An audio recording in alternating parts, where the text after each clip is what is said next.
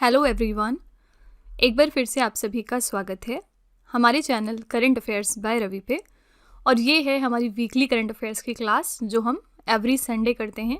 इस दिन बेसिकली हम वो सभी चीज़ें रिवाइज़ करते हैं जो हमने पूरे हफ्ते में पढ़ा होता है।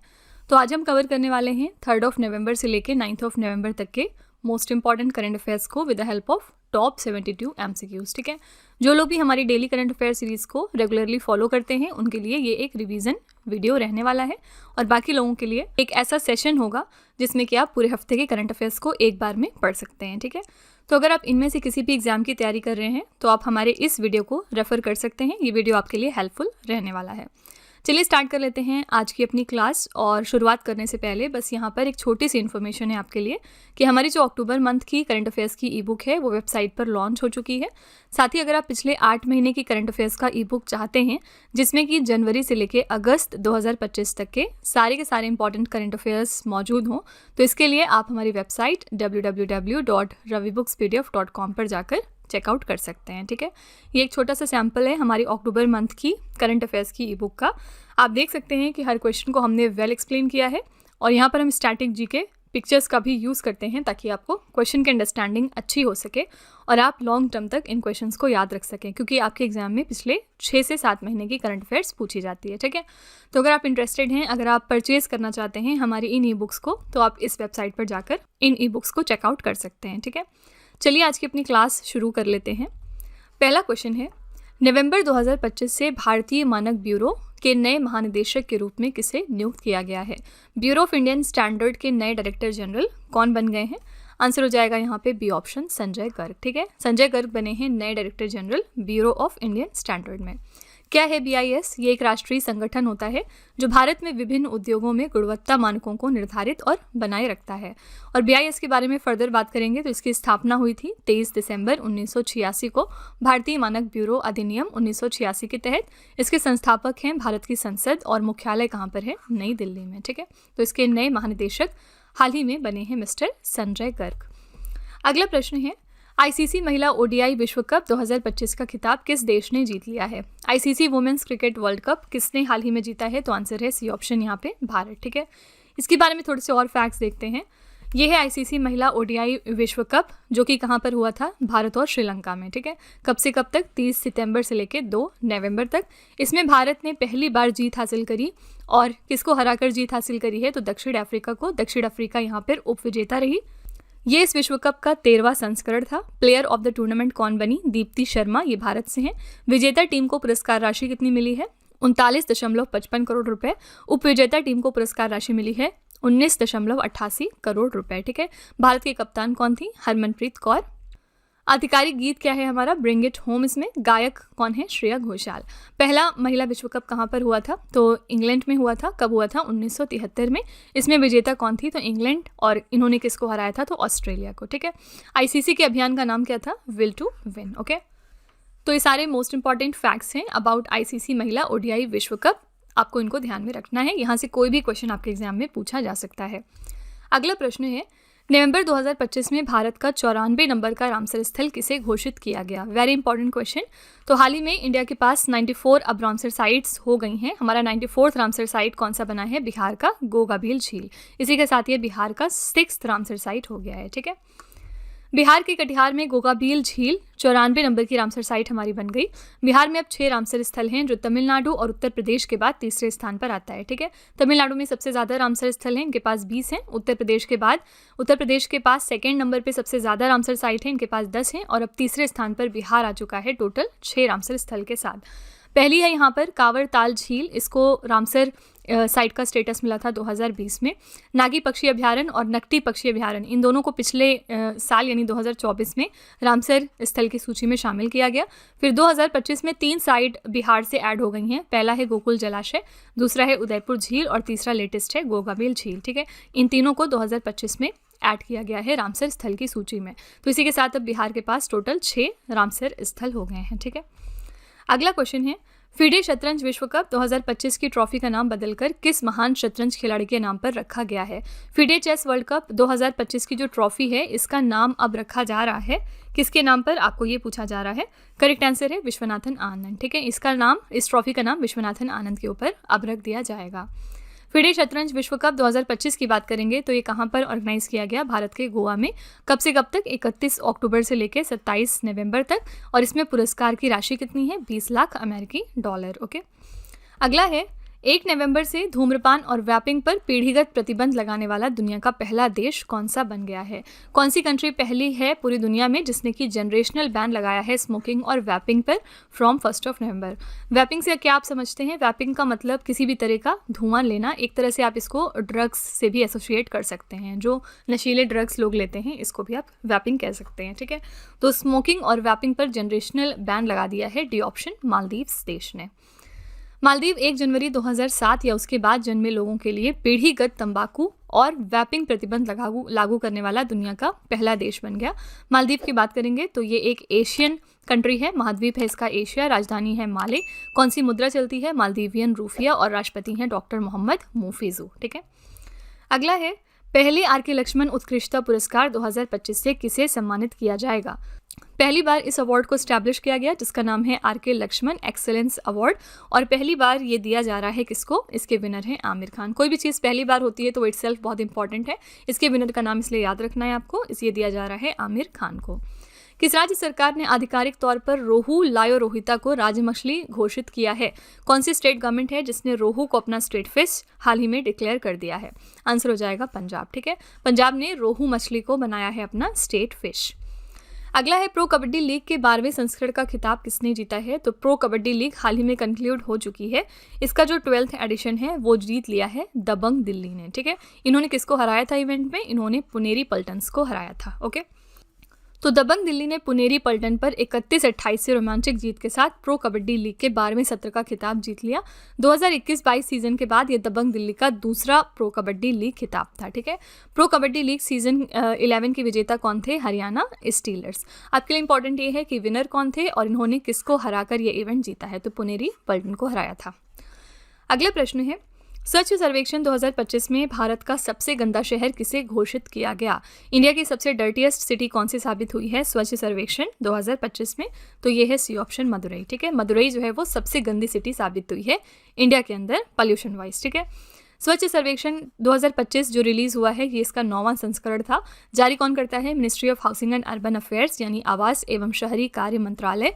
भारत के सबसे गंदे टॉप 3 शहर कौन से थे 2025 के, पहले पे है मदुरई, दूसरे पे है लुधियाना और तीसरे पे है चेन्नई। आपको स्कोर याद रखने की जरूरत नहीं है। छोटे शहर स्वच्छ शहर रैंकिंग देखेंगे तो 10 लाख से ज़्यादा आबादी वाले शहरों की रैंकिंग में इंदौर फर्स्ट पे था, दूसरे पे था सूरत और तीसरे पे है नावी मुंबई। 3 से 10 लाख आबादी में देखेंगे तो पहले पे नोएडा है, दूसरे पे चंडीगढ़ है और तीसरे पे मैसूर है, ठीक है। ये टॉप 3 हमारे सबसे क्लीनेस्ट सिटीज़ हैं, 3 से 10 लाख आबादी वाले और ये 10 लाख से ज़्यादा आबादी वाले, ठीक है। तो ये सारे फैक्ट्स आपको याद रखने हैं इस रैंकिंग से, ये आपके एग्जाम में पूछा जा सकता है। अगला है मणिपुर में फसल कटाई के बाद मनाया जाने वाला त्यौहार जिसका नाम है चवांग कुट, मुख्य रूप से किन समुदायों द्वारा मनाया जाता है। पहला क्वेश्चन आपसे ये पूछा जा सकता है कि जो चवांग कुट नाम का त्यौहार है ये कौन से स्टेट में मनाया जाता है, तो मणिपुर स्टेट में। और कौन सी समुदाय है जो इसको मनाती है, तो चिन, कुकी और मिजो समुदाय, ठीक है। ये वाली समुदाय या ये वाली कम्युनिटी इस इवेंट को सेलिब्रेट करती है। अगला है अंतरिक्ष में कृत्रिम बुद्धिमत्ता यानी आर्टिफिशियल इंटेलिजेंस आधारित डेटा सेंटर स्थापित करने के लिए किस प्रौद्योगिकी कंपनी ने प्रोजेक्ट सनकैचर शुरू करने की घोषणा करी है। प्रोजेक्ट सनकैचर किसका इनिशिएटिव है, गूगल का, ठीक है। और इसकी हेल्प से ये क्या करेंगे, अंतरिक्ष में ये AI आधारित डेटा सेंटर स्थापित करने वाले हैं, ठीक है। आंसर है यहाँ पे सी ऑप्शन गूगल। अगला है नवंबर 2025 में विश्व शांति और सुरक्षा नेता पुरस्कार से किसे सम्मानित किया जाएगा। World peace and security leader award किसको दिया जा रहा है। आंसर है यहाँ पे श्री रवि शंकर, डी ऑप्शन यहाँ पे करेक्ट हो जाएगा। इनको world peace and security leader award दिया जा रहा है इस साल का। तो प्राप्त करते हैं गुरुदेव श्री रविशंकर, और कौन दे रहा है, बोस्टन ग्लोबल फोरम और AI वर्ल्ड सोसाइटी। रीजन क्यों दिया जा रहा है इनको, तो उन्हें यह पुरस्कार वैश्विक शांति निर्माण, सुलह यानी रिकंसिलिएशन और मानवीय नेतृत्व में उनके असाधारण योगदान के लिए दिया गया है, ठीक है। अगला है दादा साहब फाल्के अंतर्राष्ट्रीय फिल्म फेस्टिवल 2025 में most versatile actor of the year का पुरस्कार किसने जीता है।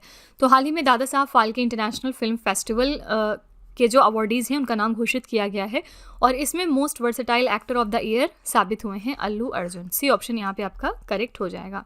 इसके बारे में डिटेल में देख लेते हैं। ये जो इवेंट था ये कहाँ पर हुआ है, तो मुंबई में हुआ है। कब से कब तक? 29 और 30 अक्टूबर को।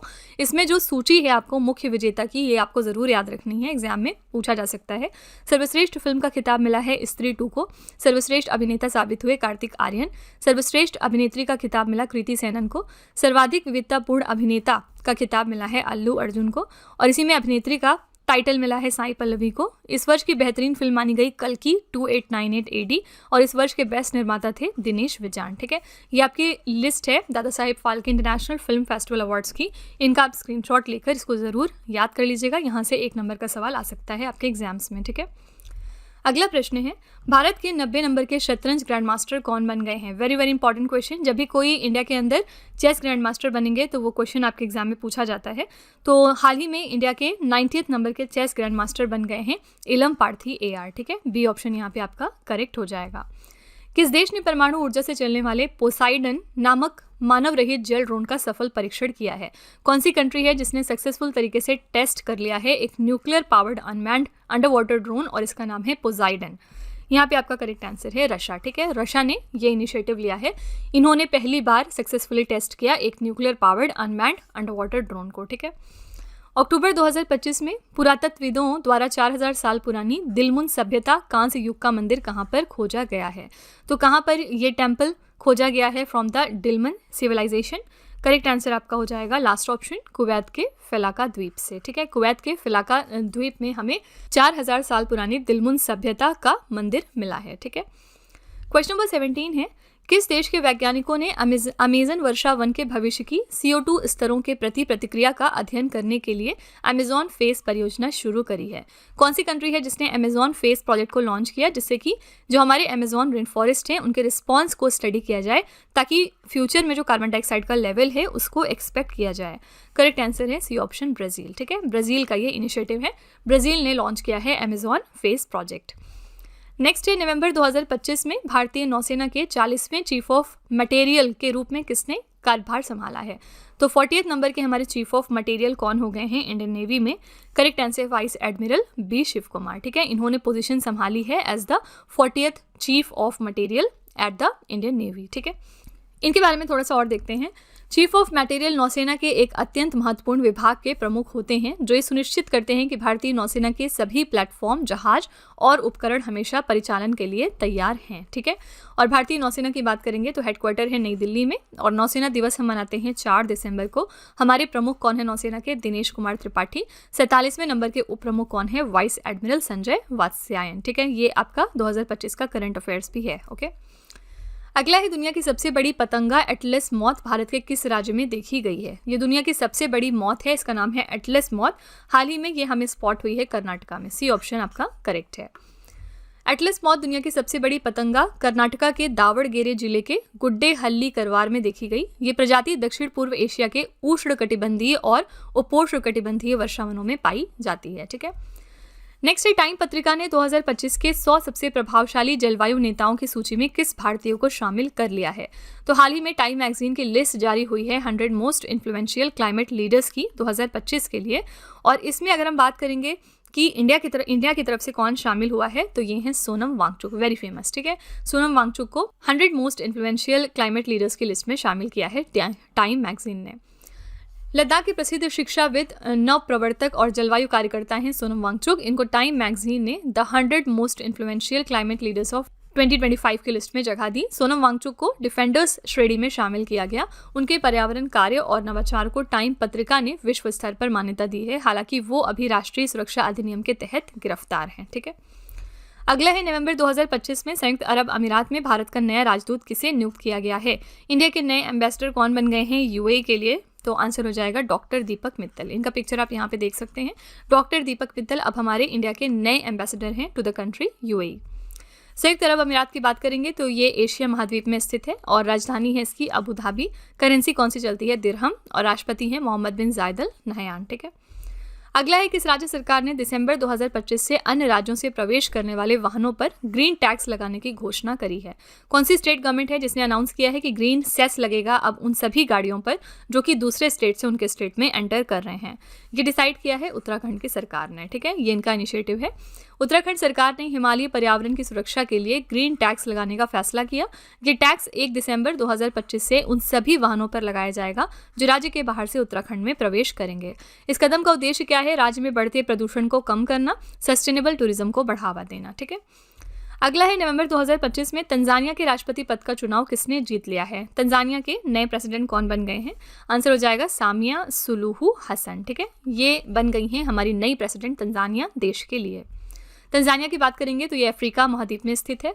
राजधानी है डोडोमा और यहाँ पर मुद्रा कौन सी चलती है? Tanzania shilling. प्रधानमंत्री कौन है? कासिम मजालिवा, ठीक है। किस देश ने शेंजू 21 मिशन के तहत पहली बार सबसे युवा अंतरिक्ष यात्री के साथ 4 लैब चूहों, 2 नर 2 मादा को अंतरिक्ष में जैविक प्रयोगों के लिए भेजा है? कौन सी कंट्री है जिसने अपने शेंजू 21 मिशन के तहत पहली बार चूहों को अंतरिक्ष में जैविक प्रयोग के लिए भेज दिया है? आंसर है यहाँ पे चाइना। अगर आप सिर्फ ये जानते हैं कि शेंजू 21 किस देश का मिशन है तो भी आप गेस कर सकते थे, तो आंसर है यहाँ पे चाइना, ठीक है। चाइना ने एक्सपेरिमेंट किया है, इन्होंने 4 लैब चूहों को सेंड किया है बहुत सारे अलग अलग एक्सपेरिमेंट के लिए। शेंजू 21 मिशन का प्रक्षेपण चीन के जियोक्वान सैटेलाइट लॉन्च सेंटर से लॉन्ग मार्च 2F रॉकेट के माध्यम से किया गया। इस 6 महीने के मिशन अवधि के लिए चयनित 3 अंतरिक्ष यात्रियों में कौन कौन शामिल है? पहले हैं झांग लू, ये मिशन कमांडर हैं। दूसरे हैं वो फेई, फ्लाइट इंजीनियर हैं, 32 वर्ष के, चीन के अब तक के सबसे युवा अंतरिक्ष यात्री रहने वाले हैं।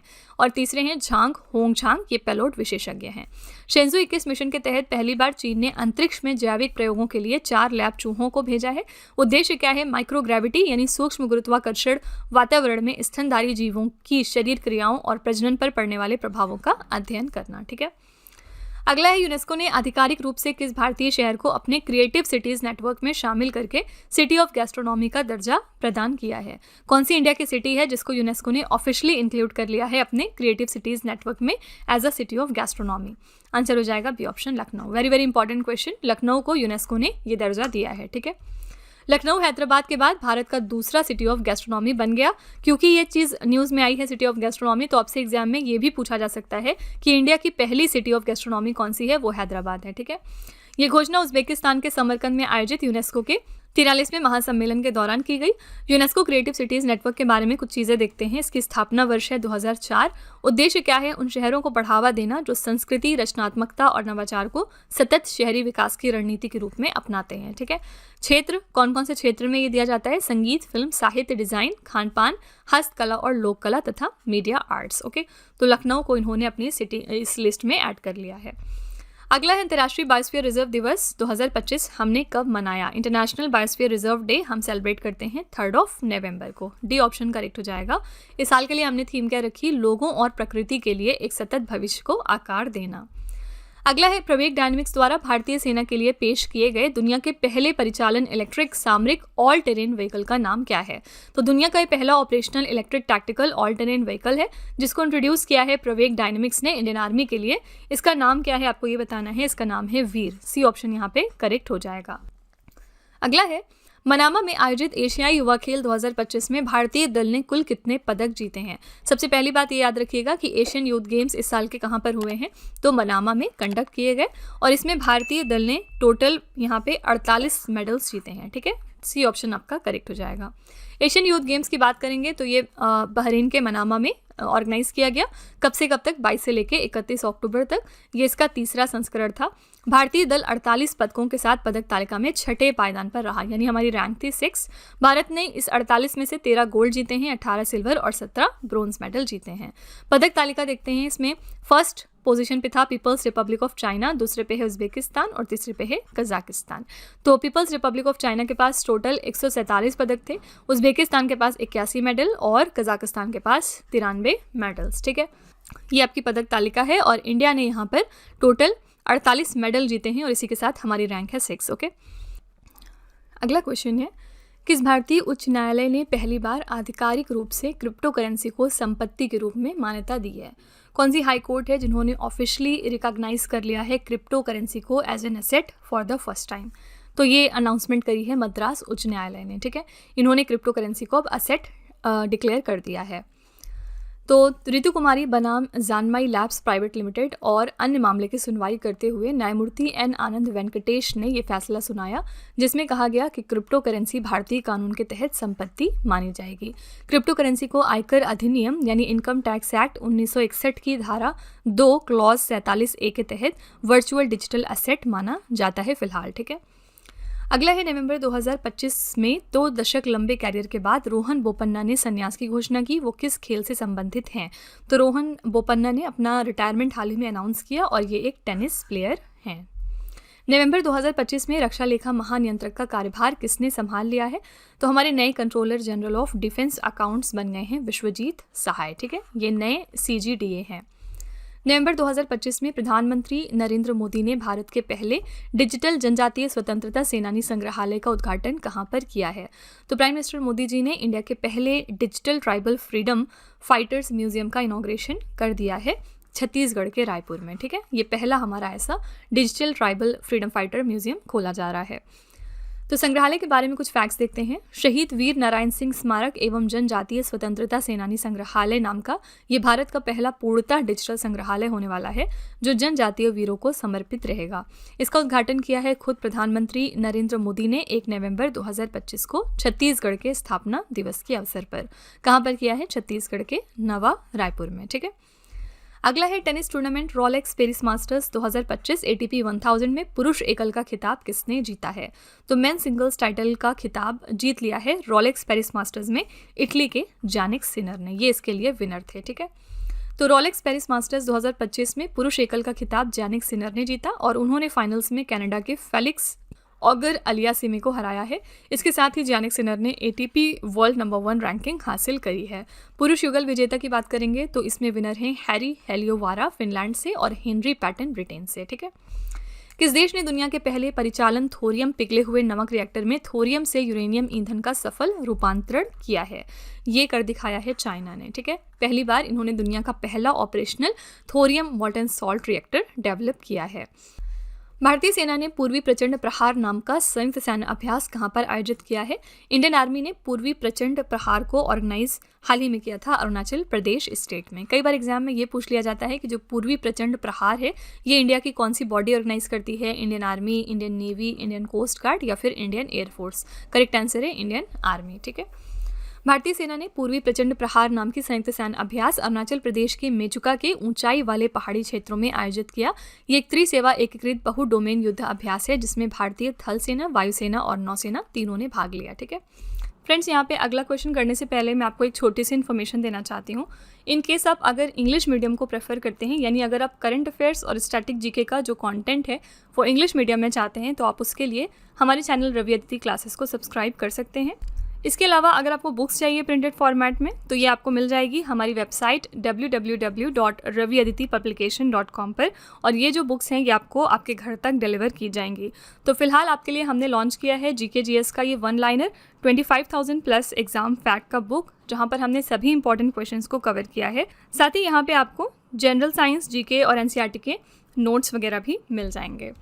इसके अलावा अगर आपको ई बुक्स चाहिए तो ये आपको ईमेल के थ्रू इंस्टेंटली डिलीवर की जाएगी, और ये मिलेगी आपको हमारी वेबसाइट www.ravibooks.pdf.com पर। तो यहाँ पर आप देख सकते हैं कि आपके लिए हमने जनवरी से लेकर मई तक का करंट अफेयर्स का ई बुक लॉन्च किया है। साथ ही यहाँ पे मंथली और ईयरली करंट अफेयर्स की ई बुक भी आपको मिल जाएंगी, और इसके अलावा यहाँ पे 11,000 प्लस GK/GS की बुक भी हमने आपके लिए लॉन्च करी है। तो इनमें से अगर आपको कोई भी ई बुक चाहिए तो आप इस वेबसाइट पर जाकर परचेज कर सकते हैं। और ये है हमारा मोबाइल एप्लीकेशन जिसका नाम है रवि स्टडी ऐप। यहाँ पर आप जाकर इस वीडियो का फ्री PDF डाउनलोड कर सकते हैं, और भी इसमें चीज़ें हैं जैसे कि GS की टेस्ट सीरीज़ अवेलेबल है आपके लिए, करंट अफेयर्स के नोट्स आपको मिल जाएंगे यहाँ पर, यूट्यूब के वीडियो नोट्स हैं, करंट अफेयर्स की ई बुक्स हैं, GK/GS की ई बुक्स हैं, और भी बहुत कुछ। ठीक है, तो आप इस एप्लीकेशन को डाउनलोड करके फर्दर एक्सप्लोर कर सकते हैं। और सारी वीडियोस एंड ई बुक से रिलेटेड जो अपडेट्स हैं वो आपको मिलेंगी हमारे Telegram channel current affairs by Ravi पे, तो इसको भी आप ज़रूर ज्वाइन कर लीजिएगा जिससे कि आप अपडेटेड रहें हमारे सारे न्यू लॉन्चेस के साथ। तो चलिए फ्रेंड्स, अब हम वीडियो कंटिन्यू करते हैं। अगला है सैटेलाइट इंटरनेट कंपनी स्टारलिंक के साथ औपचारिक समझौता करने वाला भारत का पहला राज्य कौन सा बन गया है? तो हाल ही में महाराष्ट्र स्टेट जो है ये पहला राज्य बना इंडिया का जिन्होंने फॉर्मल एग्रीमेंट साइन किया है विद सैटेलाइट इंटरनेट कंपनी जिसका नाम है स्टारलिंक। नेक्स्ट है क्लच शतरंज चैंपियंस शोडाउन 2025 का खिताब किसने जीता है? क्लच चेस चैंपियंस शोडाउन का खिताब जीत लिया है मैग्नस कार्लसन ने। डी ऑप्शन यहाँ पे करेक्ट हो जाएगा। क्लच शतरंज चैंपियंस शोडाउन का खिताब नॉर्वे के स्टार शतरंज खिलाड़ी मैग्नस कार्लसन ने जीता है। मौजूदा वर्ल्ड चैंपियन डी गुकेश इस प्रतियोगिता में चौथे स्थान पर रहे और यह टूर्नामेंट कहाँ पर हुआ था? अमेरिका के सेंट लुइस में। ठीक है, अगला है आसियान रक्षा मंत्रियों की बैठक प्लस 2025 का आयोजन कहाँ पर हुआ? ASEAN defence ministers meeting plus 2025 organise करी गई है मलेशिया के कुआला लंपुर में। तो ये 12वां एडिशन था आसियान रक्षा मंत्रियों की बैठक प्लस का और ये हुआ था मलेशिया के कुआला लंपुर में। कब हुआ था? तो मुख्य बैठक इसकी 1 नवंबर को हुई है और इससे पहले 31 अक्टूबर को आसियान भारत रक्षा मंत्रियों की अनौपचारिक बैठक भी हुई थी। भारत का यहाँ पर प्रतिनिधित्व किसने किया है? हमारे रक्षा मंत्री राजनाथ सिंह ने। क्वेश्चन नंबर 39 है, केंद्रीय कृषि मंत्री शिवराज सिंह चौहान ने राष्ट्रीय बीज निगम की अत्याधुनिक बीज प्रसंस्करण और पैकेजिंग इकाई का उद्घाटन कहां पर किया है? तो हमारे एग्रीकल्चर के मिनिस्टर हैं शिवराज सिंह चौहान। इन्होंने इनॉग्रेट किया state of the art seed processing and packaging unit of national seeds corporation को नई दिल्ली में। डी ऑप्शन यहाँ पे आपका करेक्ट हो जाएगा। अक्टूबर 2025 में ऑनलाइन शब्दकोश डिक्शनरी.com ने किस शब्द को वर्ड ऑफ द ईयर घोषित किया? इंपॉर्टेंट क्वेश्चन है आपके लिए। डिक्शनरी.com ने वर्ड ऑफ द ईयर अपना बनाया है 6-7 को। ठीक है, सी ऑप्शन यहाँ पे करेक्ट हो जाएगा। खगोलविदों ने पृथ्वी से 18-20 प्रकाश वर्ष दूर नए सुपर अर्थ ग्रह की खोज कर ली है। इसका नाम क्या है? तो एस्ट्रोनॉमर्स ने नए सुपर अर्थ प्लैनेट को डिस्कवर किया है जो कि 18 से 20 लाइट ईयर्स दूर है हमारे अर्थ से और इसका नाम इन्होंने रख दिया है GJ251c। बी ऑप्शन यहाँ पे करेक्ट है। तो GJ251c को सुपर अर्थ की श्रेणी में रखा गया, यानी ये ग्रह पृथ्वी से बड़ा लेकिन नेपच्यून जैसे गैस दानवों से छोटा है। ये ग्रह पृथ्वी से लगभग 4 गुना अधिक विशाल है। यूएसए के पेन स्टेट यूनिवर्सिटी के वैज्ञानिकों के नेतृत्व में टीम ने उच्च सटीकता वाले स्पेक्ट्रोस्कोपिक तरीकों का उपयोग कर इस ग्रह की पुष्टि करी। प्रारंभिक आंकड़ों के अनुसार ये पृथ्वी के लगभग 4 गुना अधिक द्रव्यमान वाला है और संभवतः पथरीला है। ठीक है, अगला क्वेश्चन है, प्रोजेक्ट चीता के तहत दिसंबर 2025 में भारत में 8 चीते किस देश से लाए जाएंगे? तो प्रोजेक्ट चीता के तहत इंडिया के अंदर 8 चीते लाए जा रहे हैं बोत्सवाना देश से। डी ऑप्शन करेक्ट है यहाँ पे। बोत्सवाना से 8 चीते दिसंबर 2025 के तीसरे सप्ताह में भारत आ जाएंगे। ये चीते बोत्सवाना में क्वारंटीन के बाद मध्य प्रदेश के कूनो राष्ट्रीय उद्यान में छोड़े जाएंगे और प्रोजेक्ट चीता की आधिकारिक शुरुआत कब हुई थी? 17 सितंबर 2022 को। ठीक है, क्वेश्चन नंबर 43 है, फुटबॉल में सेवाओं के लिए इंग्लैंड के राजा किंग चार्ल्स III ने नाइट की उपाधि से किस खिलाड़ी को सम्मानित किया है? तो किंग चार्ल्स III ने हाल ही में डेविड बेकहम को सर की उपाधि दी, यानी कि नाइटहुड से नवाजा है। ठीक है, फुटबॉल में सेवाओं के लिए इंग्लैंड के राजा किंग चार्ल्स III ने पूर्व फुटबॉलर डेविड बेकहम को नाइट की उपाधि से सम्मानित किया। उन्हें सम्मान खेल और दान के क्षेत्र में उनके उल्लेखनीय योगदान के लिए दिया गया है। नेक्स्ट है, world justice project rule of law index 2025 में भारत को कौन सा स्थान मिला है? World justice project rule of law index में इंडिया की रैंक है 86। तो विश्व न्याय परियोजना ने WJP विधि नियम सूचकांक को जारी किया। इस सूचकांक में देश की रूल ऑफ लॉ की स्थिति का आकलन किया जाता है। रैंकिंग में कुल 143 देश और क्षेत्राधिकार शामिल थे। मापन के आयाम इसमें 8 थे और 44 संकेतकों पर इस इंडेक्स को जारी किया गया है। भारत का स्थान था 86। इसको याद रखने की जरूरत नहीं है आपको।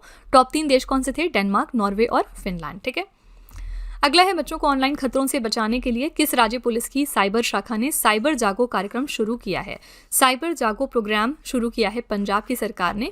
और क्यों शुरू किया है? ताकि वहाँ के बच्चों को ऑनलाइन थ्रेट से महफूज रखा जाए। ठीक है, भारतीय सेना के लिए पहला स्वदेशी रूप से डिजाइन और निर्मित सॉफ्टवेयर डिफाइंड रेडियो किस संगठन द्वारा विकसित किया गया? तो किसने डेवलप किया है? पहला इंडिजिनसली तरीके से डेवलप्ड और manufactured software defined radio Indian army के लिए। आंसर हो जाएगा defence research and development organisation यानी DRDO। कोयला क्षेत्र में पारदर्शिता, नवाचार और दक्षता को बढ़ाने के लिए कोयला शक्ति डैशबोर्ड और क्लैंप पोर्टल को किसने लॉन्च किया है? कोयला शक्ति डैशबोर्ड और क्लैंप पोर्टल को लॉन्च किया है जी किशन रेड्डी ने, ताकि जो कोल सेक्टर है उसमें ट्रांसपेरेंसी लाई जाए, इनोवेशन और एफिशिएंसी बढ़ाई जाए। ठीक है, केंद्रीय कोयला और खान मंत्री जी किशन रेड्डी ने नई दिल्ली में कोयला शक्ति स्मार्ट कोल एनालिटिक्स डैशबोर्ड और कोयला भूमि अधिग्रहण प्रबंधन और भुगतान पोर्टल का वर्चुअल तरीके से लॉन्च कर दिया है। इन्होंने क्लैम्प का फुल फॉर्म क्या है? Coal land acquisition management and payment. इसको विकसित किया है NICDC ने। संचालित इसको कौन करता है? ULIP द्वारा ये संचालित होता है। उद्देश्य क्या है? कोयला संचालन की वास्तविक समय की निगरानी, डेटा संचालित शासन और दक्षता में सुधार करना। अगला है टाटा एडवांस सिस्टम्स लिमिटेड और फ्रांस की एरोस्पेस कंपनी सफ्रान ने भारत में एयरक्राफ्ट लीप इंजन पार्ट्स निर्माण इकाई का उद्घाटन कहां पर किया है? तो टाटा एडवांस सिस्टम्स लिमिटेड और फ्रेंच एरोस्पेस कंपनी सफ्रान ने मिलकर इनॉग्रेट किया है एयरक्राफ्ट लीप इंजन पार्ट्स को, इसके मैन्युफैक्चरिंग यूनिट को, और कहां पर किया है? तो हैदराबाद के आदिबतला में, ठीक है, आदिबतला में इसका इनॉग्रेशन हो गया है। टाटा एडवांस सिस्टम्स और सफ्रान ने मिलकर हैदराबाद के आदिबतला में एक फैक्ट्री खोली है। इस फैक्ट्री में हवाई जहाज़ों के लिए लीप इंजन के स्पेयर पार्ट्स बनेंगे, जिन्हें दुनिया के सबसे आधुनिक विमानों में लगाया जाता है। अगला है, भारत ने रक्षा एवं सुरक्षा सहयोग को सशक्त बनाने के लिए किस देश के साथ 10 वर्षीय ढांचा समझौते पर हस्ताक्षर किए हैं? तो इंडिया ने ये 10 साल का डिफेंस फ्रेमवर्क एग्रीमेंट हाल ही में साइन कर लिया है यूएसए के साथ, ठीक है, अमेरिका के साथ हमने ये एग्रीमेंट साइन किया। भारत और अमेरिका ने मलेशिया के कुआलालंपुर में एक ऐतिहासिक 10 वर्षीय रक्षा ढांचा समझौते पर हस्ताक्षर किए और ये समझौता राजनाथ सिंह और अमेरिकी युद्ध सचिव पीट हेग्सेथ के बीच हुआ है।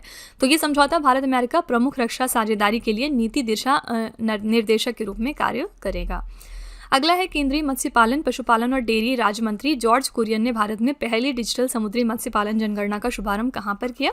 इसका शुभारंभ हो गया है केरला के कोची में। स्वास्थ्य मंत्रालय के स्वस्थ नारी सशक्त परिवार अभियान के तहत भारत ने 3 गिनीज वर्ल्ड रिकॉर्ड बनाए।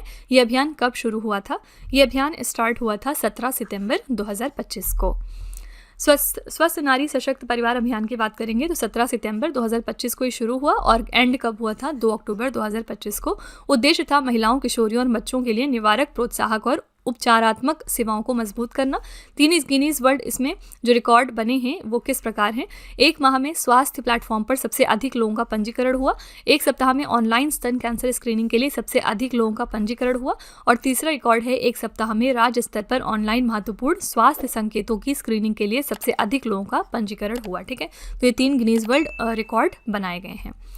अगला है, 5 नवंबर 2025 को गुरु नानक देव जी की कौन सी जयंती हमने मनाई है? तो ये इनकी 556वीं जयंती थी। इनका जो जन्मदिन है वो कार्तिक पूर्णिमा के दिन होता है। हर साल कार्तिक पूर्णिमा के दिन गुरु नानक जयंती हम मनाते हैं। इस बार गुरु नानक जयंती 5 नवंबर को मनाई गई है। श्री गुरु नानक देव जी सिख धर्म के संस्थापक और सिखों के पहले गुरु माने जाते हैं। नवंबर 2025 में देश में अनुसंधान एवं विकास इकोसिस्टम को बढ़ावा देने के लिए प्रधानमंत्री नरेंद्र मोदी ने किस फंड का शुभारंभ किया है?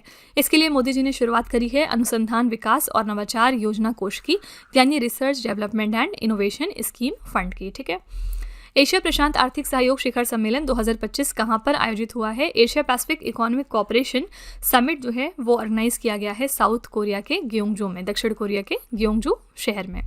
यह शिखर सम्मेलन 31 अक्टूबर से 1 नवंबर तक आयोजित हुआ है। विषय क्या रखा गया? Building a sustainable tomorrow, connect, innovate and prosper.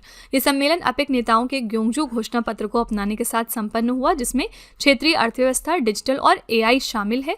वर्ष 2026 का जो एपेक शिखर सम्मेलन है वो चीन के शेनजेन शहर में आयोजित किया जाएगा। अगला है, पहला PWF एयर बैडमिंटन विश्व कप 2025 कहां पर आयोजित किया जाएगा? ये फर्स्ट एडिशन था BWF air badminton world cup का। ये ऑर्गेनाइज हो रहा है UAE के शारजा में, ठीक है। सी ऑप्शन यहाँ पे करेक्ट हो जाएगा। किस राज्य में स्थित नौरादेही अभ्यारण्य को चीतों का तीसरा निवास स्थान बनाया जाएगा? नौरादेही सैंक्चुरी कहाँ पर है? बेसिकली आपसे ये पूछा जा रहा है। आंसर है मध्य प्रदेश और ये 3rd हैबिटाट बनाया जा रहा है चीतास का। पहले 2 कौन से हैं? पहले 2 हैं कुनो नेशनल पार्क और गांधी सागर अभ्यारण्य, ठीक है। नौरादेही अभ्यारण्य मध्य प्रदेश के सागर जिले में स्थित है और इसका क्षेत्रफल इतना है। भारत में चीतों के पुनर्वास के लिए मध्य प्रदेश के ये 3 प्रमुख स्थल क्रम में निर्धारित किए गए हैं। पहला था कुनो नेशनल पार्क और यहाँ पर 2022 में ट्रांसलोकेशन हुआ था। दूसरा है गांधी सागर अभ्यारण्य और तीसरा है नौरादेही वन्यजीव अभ्यारण्य। अक्टूबर 2025 में साइबर अपराध के खिलाफ संयुक्त राष्ट्र कन्वेंशन पर हनोई में हुए उच्च स्तरीय सम्मेलन के दौरान कितने देशों ने हस्ताक्षर किए हैं? तो यहाँ पर टोटल 72 देशों ने हस्ताक्षर किए थे। ये इवेंट कहाँ पर हुआ था? वियतनाम के हनोई में, ठीक है। 72 देशों ने वियतनाम के हनोई में साइबर अपराध के खिलाफ संयुक्त राष्ट्र अभी समय पर हस्ताक्षर किए हैं। इसे संयुक्त राष्ट्र महासभा ने 2024 में अपनाया था। ये साइबर अपराधों को रोकने और उन पर प्रतिक्रिया देने के लिए विश्व का पहला कानूनी रूप से बाध्यकारी वैश्विक समझौता है। अगला है, जनजातीय कार्य राज्य मंत्री दुर्गादास उइके ने आदर्श युवा ग्राम सभा पहल का शुभारंभ कहां पर किया है? इसका शुभारंभ हुआ है बी ऑप्शन नई दिल्ली में। भारत ने आईसीसी महिला विश्व कप के सेमीफाइनल में किस टीम को हराकर महिला ओडीआई क्रिकेट इतिहास का सबसे बड़ा 339 रनों का सफल रन चेज किया है? करेक्ट आंसर हो जाएगा यहाँ पे डी ऑप्शन ऑस्ट्रेलिया। वर्ष 2025 में फ्रांस के सर्वोच्च नागरिक सम्मान प्रतिष्ठित Chevalier de la Ordre National du Merite से किसे सम्मानित किया गया? Knight of the National Order of Merit France का सबसे बड़ा सिविलियन ऑनर होता है।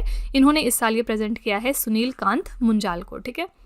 अगला है नवंबर 2025 में 1,00,000 कलाकृतियों वाले दुनिया के सबसे बड़े पुरातात्विक संग्रहालय ग्रैंड इजिप्शियन म्यूजियम का उद्घाटन किस देश में हुआ है? इसका उद्घाटन हाल ही में हो गया है मिस्र में, यानी कि इजिप्ट में। ठीक है। भारतीय सेना ने रेगिस्तानी युद्ध क्षेत्रों में ड्रोन और काउंटर ड्रोन क्षमताओं के परीक्षण के लिए कौन सा अभ्यास किया? हाल ही में यह अभ्यास हुआ है जिसका नाम है वायु समन्वय 2। ठीक है। इसको इंडियन आर्मी ने कंडक्ट किया है। किस लिए? ड्रोन और काउंटर ड्रोन कैपेबिलिटीज को टेस्ट करने के लिए डेजर्ट वॉरफेयर में।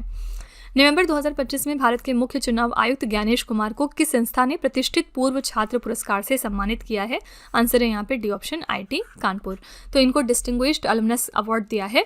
और ये कौन है? तो हमारे चीफ इलेक्शन कमिश्नर हैं। नवंबर 2025 में रक्षा अनुसंधान एवं विकास प्रयोगशाला हैदराबाद का नया निदेशक किसे नियुक्त किया है? तो defence research and development laboratory के नए डायरेक्टर बने हैं अंकथी राजू। सी ऑप्शन करेक्ट हो जाएगा। तो रक्षा अनुसंधान एवं विकास प्रयोगशाला हैदराबाद भारत के रक्षा अनुसंधान और विकास संगठन की एक प्रमुख और प्रतिष्ठित प्रयोगशाला है। इसकी स्थापना हुई थी जून 1961 को और मुख्यालय कहाँ पर है? हैदराबाद में। अगला है वर्जीनिया में लेफ्टिनेंट गवर्नर के पद पर पहुंचने वाली पहली मुस्लिम और भारतीय मूल की महिला कौन बन गई हैं? इनका नाम है गजाला हाशमी। ठीक है। ये फर्स्ट जो है मुस्लिम और इंडियन ओरिजिन वुमेन है जो कि लेफ्टिनेंट गवर्नर बनी है वर्जीनिया में। विश्व रेडियोग्राफी दिवस 2025 हमने कब मनाया है? तो वर्ल्ड रेडियोग्राफी डे हम सेलिब्रेट करते हैं 8 नवंबर को। इस साल के लिए हमने थीम क्या रखी है? रेडियोग्राफर अदृश्य को देखना। ठीक है। नेक्स्ट है QS एशिया यूनिवर्सिटी रैंकिंग 2026 में IIT दिल्ली को कौन सी रैंक मिली है? IIT दिल्ली की रैंक थी 59 इसमें। शीर्ष भारतीय विश्वविद्यालय कौन से थे? IIT दिल्ली जो 44वें स्थान से गिरकर 59वें स्थान पर आ गया और IIT बॉम्बे 48वें स्थान से गिरकर 71वें स्थान पर आ गया है। एशिया शीर्ष 3 विश्वविद्यालय कौन से हैं? पहला है हांगकांग विश्वविद्यालय, दूसरा है पेकिंग विश्वविद्यालय और तीसरा है नानयांग टेक्नोलॉजिकल यूनिवर्सिटी और नेशनल यूनिवर्सिटी ऑफ सिंगापुर। ठीक है। अगला है नवंबर 2025 में वैश्विक हरित हाइड्रोजन सम्मेलन की मेजबानी कौन सा देश करेगा?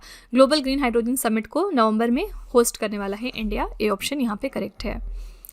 नेक्स्ट है नवंबर 2025 में भारतीय नौसेना ने किस नौसैनिक अड्डे पर सर्वे वेसल लॉर्ड इक्शक का जलावतरण किया है? करेक्ट आंसर यहाँ पे है कोचिन। कोचिन नेवल बेस में इंडियन नेवी ने लॉन्च कर दिया है अपना सर्वे वेसल लॉर्ड इक्शक को। ठीक है। इसे कोलकाता में गार्डन रीच शिप बिल्डर्स एवं इंजीनियर्स द्वारा निर्मित किया गया है। नेक्स्ट है नवंबर 2025 में CBSE का पहला अंतर्राष्ट्रीय सहोदय सम्मेलन और 31वां वार्षिक सम्मेलन कहाँ पर आयोजित हुआ है? ये पहला इंटरनेशनल सहोदय कॉन्फ्रेंस था और 31st एडिशन था एनुअल कॉन्फ्रेंस ऑफ CBSE का, जो कि दुबई में ऑर्गेनाइज किया गया था। सम्मेलन का विषय क्या था? ज्ञान में निहित विजन के साथ उदय, NEP 2020 के माध्यम से शिक्षा की पुनः कल्पना। अगला है नवंबर 2025 में कर्नाटका राज्य विधि विश्वविद्यालय ने डॉक्टर ऑफ लॉ की मानद उपाधि से किसे सम्मानित किया है? तो डॉक्टर ऑफ लॉज डिग्री हाल ही में 2 लोगों को दी गई है कर्नाटका स्टेट लॉ यूनिवर्सिटी के द्वारा। पहले हैं S अब्दुल नज़ीर और दूसरे हैं V सुदेश पाई। करेक्ट आंसर हो जाएगा सी ऑप्शन, उपर्युक्त दोनों। तो ये सम्मान धारवाड़ में कर्नाटका राज्य विधि विश्वविद्यालय के 7वें दीक्षांत समारोह में दिया गया, जिसमें कर्नाटका के राज्यपाल थावरचंद गहलोत ने ये उपाधि प्रदान करी है। आज का आखिरी प्रश्न है नवंबर 2025 में दुनिया की पहली सफ़ेद इबेरियन लिंक्स किस देश में देखी गई है? तो ये दुनिया की पहली ऐसी वाइट आइबेरियन लिंक्स थी जो कि हमें स्पॉट हुई है स्पेन देश से। ठीक है। सी ऑप्शन यहाँ पे करेक्ट हो जाएगा। तो ये दुनिया की पहली सफ़ेद इबेरियन लिंक्स थी जो कि स्पेन में देखने को मिली और ये दुर्लभ लिंक्स दक्षिणी स्पेन के जाइन पढ़ाकी इलाके में Spanish wildlife photographer Angel Hidalgo ने कैमरे में कैद करी है।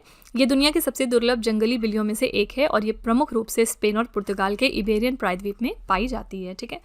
तो फ्रेंड्स, इसी के साथ हमारी क्लास यहाँ पर एंड होती है। हमने टॉप 72 MCQs किए हैं इस हफ्ते के, और लास्ट में हमेशा की तरह हम आपके लिए एक छोटा सा टेस्ट रखते हैं ताकि आप खुद को एनालाइज कर सकें। आज का पहला क्वेश्चन है आपके लिए, 1 नवंबर से धूम्रपान और व्यापिंग पर पीढ़ीगत प्रतिबंध लगाने वाला दुनिया का पहला देश कौन सा बन गया? दूसरा प्रश्न है, अंतरिक्ष में AI आधारित डेटा सेंटर स्थापित करने के लिए किस प्रौद्योगिकी कंपनी ने प्रोजेक्ट सनकैचर शुरू करने की घोषणा करी? और तीसरा प्रश्न है, किस देश ने परमाणु ऊर्जा से चलने वाले पोजाइडन नामक मानव रहित जल ड्रोन का सफल परीक्षण कर लिया है? फ्रेंड्स, ये 3 क्वेश्चन हैं आपके लिए एज अ होमवर्क और इनका जवाब आपको कमेंट सेक्शन में जाके लिखना है। और इसी के साथ हमारी क्लास यहाँ पर एंड होती है। आई रियली होप कि आपको हमारी ये रिवीजन क्लास पसंद आई होगी। आप अपना फीडबैक कमेंट सेक्शन में ज़रूर लिखिएगा, और अगर आपको लगता है कि इसमें कुछ इंप्रूव हो सकता है तो आप अपना व्यू भी कमेंट में लिख सकते हैं। ठीक है, तो इसी तरह के बेस्ट क्वालिटी कंटेंट और अच्छी प्रिपरेशन के लिए हमारे चैनल के साथ जुड़े रहिए। मिलते हैं अगली क्लास में एक और इम्पॉर्टेंट टॉपिक के साथ। Till then stay tuned. Thank you so much for watching. Also don't forget to like, share and subscribe our channel. Friends, यहाँ पे वीडियो को एंड करने से पहले मैं आपको एक छोटी सी इन्फॉर्मेशन दे दूँ कि अगर आप इंग्लिश मीडियम में ज़्यादा कंफर्टेबल हैं, यानी कि अगर आप करंट अफेयर्स को और स्टैटिक जीके को इंग्लिश मीडियम में पढ़ना प्रेफर करते हैं, तो इसके लिए आप हमारे चैनल रवि अदिति क्लासेस को सब्सक्राइब कर सकते हैं। इसके अलावा अगर आपको बुक्स चाहिए प्रिंटेड फॉर्मेट में, तो ये आपको मिल जाएगी हमारी वेबसाइट www.raviaditipublication.com पर, और ये आपके घर तक भी डिलीवर की जाएंगी। तो फिलहाल आपके लिए हमने लॉन्च किया है जीएस का one liner 25,000 plus exam fact का बुक, जहाँ पर सभी इंपॉर्टेंट क्वेश्चंस को हमने कवर किया है। साथ ही यहाँ पे आपको जनरल साइंस, जीके और एनसीईआरटी के नोट्स वगैरह भी मिल जाएंगे। इसके अलावा अगर आपको ई बुक्स चाहिए तो ये आपको ईमेल के थ्रू इंस्टेंटली डिलीवर की जाएगी, और ये मिलेगी आपको हमारी वेबसाइट www.ravibooks.pdf.com पर। तो यहाँ पर आप देख सकते हैं कि जनवरी से लेकर मई, यानी कि लास्ट 5 मंथ का करंट अफेयर्स का ई बुक हमने लॉन्च किया है आपके लिए। इसके अलावा मंथली और ईयरली ई बुक्स भी मिल जाएंगी। साथ ही 11,000 प्लस जीके जीएस का बुक भी आपके लिए अवेलेबल किया गया है, ठीक है। तो अगर आपको इनमें से कोई भी ई बुक चाहिए तो इस वेबसाइट पर जाके आप इनको परचेज कर सकते हैं। साथ ही ये हमारा मोबाइल एप्लीकेशन है जिसका नाम है रवि स्टडी ऐप। अगर आपको इस वीडियो का फ्री पीडीएफ चाहिए तो आप यहाँ पर जाके इसको डाउनलोड कर सकते हैं। इस एप्लीकेशन में और भी चीज़ें हैं आपके लिए, जैसे कि जीएस की टेस्ट सीरीज, करंट अफेयर्स के नोट्स, यूट्यूब के वीडियो नोट्स, करंट अफेयर्स की ई बुक्स, जीके जीएस की ई बुक्स एटसेट्रा, ठीक है। तो आप इस एप्लीकेशन को डाउनलोड करके फर्दर एक्सप्लोर कर सकते हैं। और सभी वीडियोस और ई बुक से रिलेटेड जो अपडेट्स हैं वो आपको मिलेगी हमारे Telegram channel current affairs by Ravi पर। तो इसको भी आप ज़रूर ज्वाइन कर लीजिएगा, जिससे कि आप हमारे सारे न्यू लॉन्चेस से अपडेटेड रहें, ठीक है।